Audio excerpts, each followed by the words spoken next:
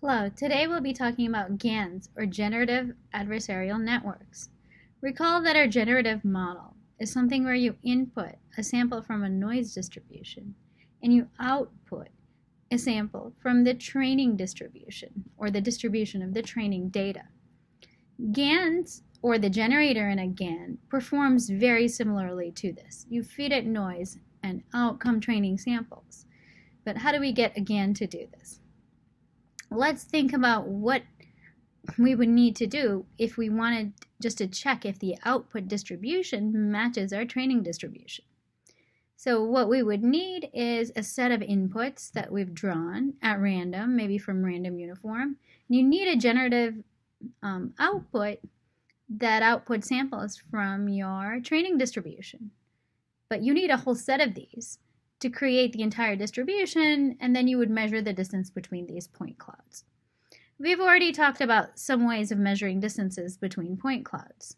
One way is EMD, which can sometimes be difficult to backpropagate through, but we also talked about MMD, which is a very perfectly backpropagatable distance between distributions. So you could do this, but there's some degree of unwieldiness here. First off, your batch size has to be very large. So you have to put in lots of noise samples and get out lots of generated samples. And so you're only backpropagating once every X number of points where X is a large batch. Secondly, your computation of this distance has to be efficient, which it's not always. And to avoid this kind of batch level distribution reasoning, based on explicit comparison of point clouds, we can use something called a discriminator instead, and that's what GANs do. GANs, in addition to having the generative network, have an additional discriminative network. The generative network, like before, takes in input samples and output samples, hopefully from the training data. But in order to see if it's really doing that, we put it through a discriminator, which is actually just a classifier, which classifies if a particular point that it has as an input comes from the true training data or if it comes from the output of the generator. So you would kind of more or less sort of alternate these in some fashion and have your discriminator decide. The idea is if the discriminator can tell very easily which samples are from your generator versus which are from your training sample, then your generator doesn't look enough like your training sample. So you have the goal of actually making your discriminator mess up. And that's why these are called adversarial, because the generator is sort of like the adversary to the discriminator because it wants to fool the discriminator. Whereas the discriminator wants to catch the generator. It wants to see if it's doing anything slightly wrong, which makes it discover that it's not really from the true distribution. And so these two networks kind of play off of each other in a generative adversarial network, which again is actually two networks. So here's a schematic actually from the Goodfellow paper. Here's the latent space, which is actually the input to the GAN. So you have the noise that you've sampled in however many dimensions, and the generator generates fake samples. But now you have your real samples, which you did not use as input to the GAN, but rather simply as an alternating input to your discriminator. And your discriminator is checking if it's correct or not. So how do you backpropagate through this? So if the discriminator messes up, then that's an error, and that error is not only backpropagated through the discriminator, but is actually negated more or less and backpropagated through the generator. So let's just formalize this a little bit. So generator takes random noise, transforms into sample from target distribution. Discriminator discriminates between generated or fake and real samples. And the two networks play a minimax game in that one of them is trying to minimize the loss, that's the discriminator, and one of them is trying to maximize the loss, which is the generator. And this turns out to be an indirect way of actually matching distributions. So the GAN's loss function looks like this. So suppose P sub z is the data distribution over the noise input. And P sub g is the generator's distribution over the data. which is what the generator is generating, and P sub r is the data distribution over the real sample. So this is your training data.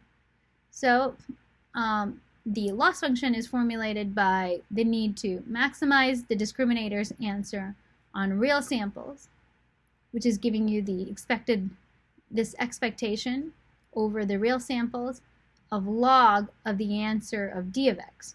So you want it to give a 1 on this so that this value is 0. And you also want to maximize the discriminator's answer for fake samples.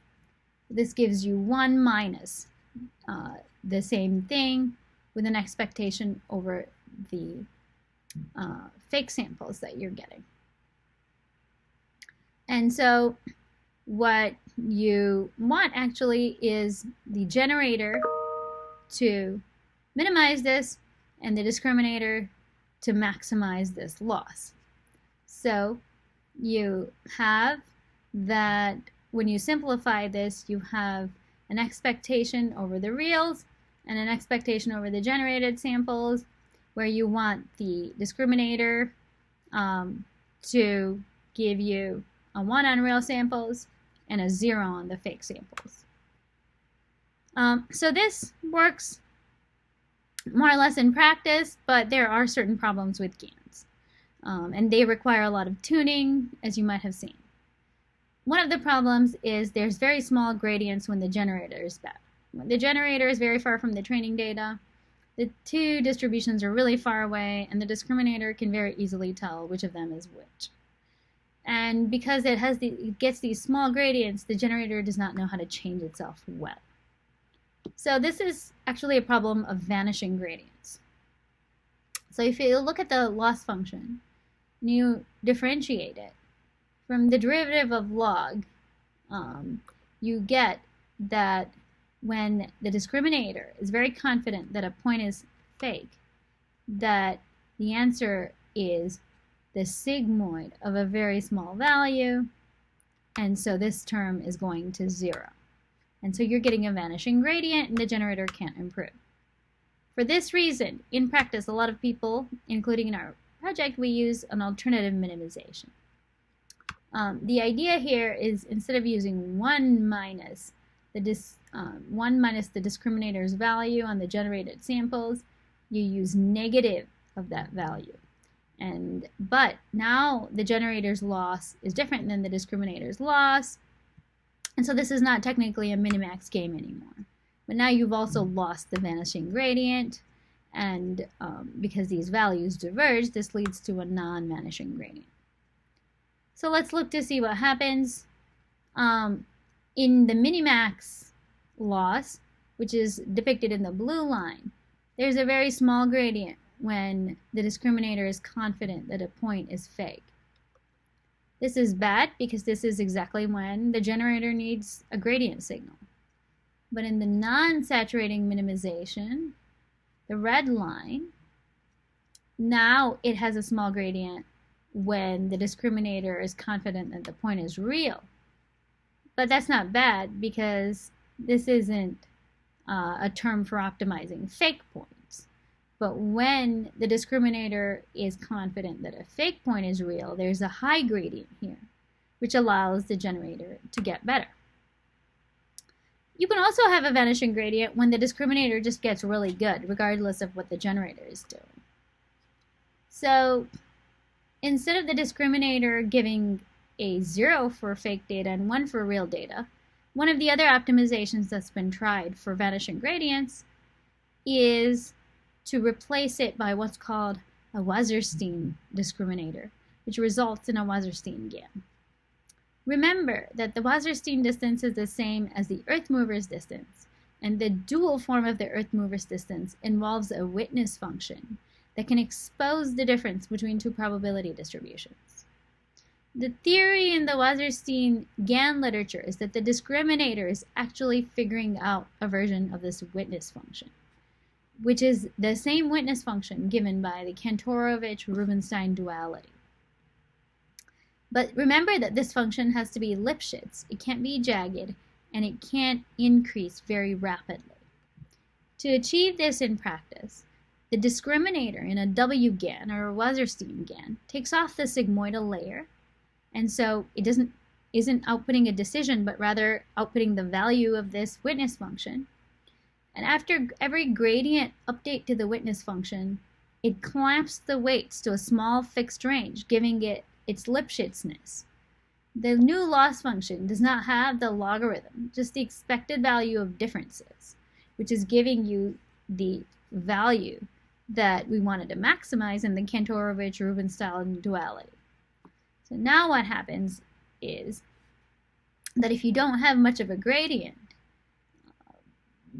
because your discriminator is really good, in the regular case, this induces a gradient because now you're no longer just making a decision with a flat sigmoid that flattens out somewhere. You're actually computing the earth mover's distance between the distributions, and as long as there's an earth mover's distance, there is a gradient. Whereas in a regular GAN, at points when the discriminator is confident no matter how it arrived there, you have zero gradient. There is another problem in GANs. It's called mode collapse. This is the fact that the generator can fool the discriminator by memorizing only a small number of images. And so it can keep showing the discriminator the same images over and over again. And the discriminator keeps not understanding if they came from the training data or the generator. And so there's no way of getting better there. So this is evidenced by lack of diversity or generating the same thing over and over again. In order to fix this, unfortunately, we have to go back a little bit to what we talked about originally. We have to reason at the distribution level. But do we have to go back to measuring distances between the entire distribution? No. We can do a couple of things. One is, instead of taking the distribution's distance, we can just measure some aspect of the distribution. For example, the mean or the relationship between the samples, and we can penalize for something like the mean or other moments of the distribution. So this could be statistics of the real samples. Does the fake mean equal the real mean? Does the fake variance equal the real variance? The other thing is to take the batch as a whole instead of one input at a time and learn relationships between pairs of features or pairs of samples. And these could be ways of combating mode collapse in GANs. But generally, aside from that, GANs are thought to be extremely good, and they can generate very, very sharp images that look very much like the training data.